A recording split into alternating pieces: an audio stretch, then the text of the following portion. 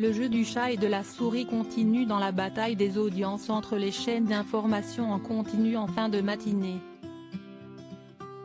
Alors qu'il avait la veille été forcé de s'incliner, Ronald Guintrange, qui remplace Bruce Toussaint, a retrouvé le leadership ce mardi 20 octobre 2020 sur BFM TV.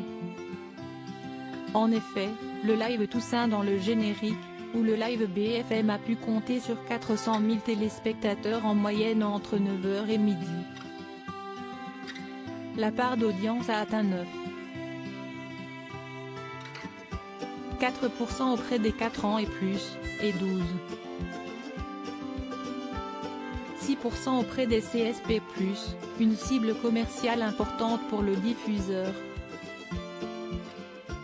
Sur un jour, le rendez-vous progresse de près de 40 000 téléspectateurs, soit un gain de 1,1 point de marché auprès de l'ensemble du public, et 1,6 point auprès de la cible prisée des annonceurs sur les chaînes d'information en continu.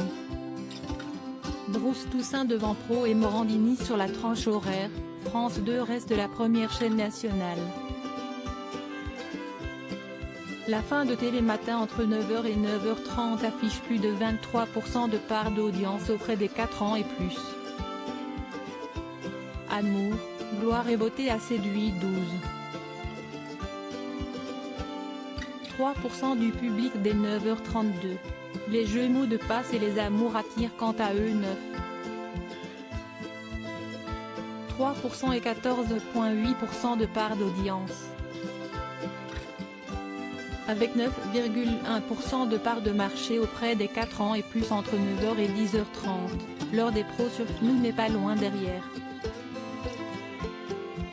Pascal Pro reste derrière BFM TV sur la tranche horaire. Entre 10h35 et 11h50, Morandini Live séduit 292 000 Français, soit 6% du public âgé de 4 ans et plus. LCI devancé par France Info. LCI est bien derrière. Entre 10h et midi, Brunet Direct doit se contenter de 107 000 fidèles soit 2,4% de part de marché. Jusqu'à 11h, LCI est même devancé par France Info. La tranche de la chaîne d'information du service public entre 9h et 11h totalise 3,1% de part de marché auprès des 4 ans et plus, et 6,7% auprès des CSP+, loin devant LCI. Axel de Tarlet fait mieux qu'Éric Brunet.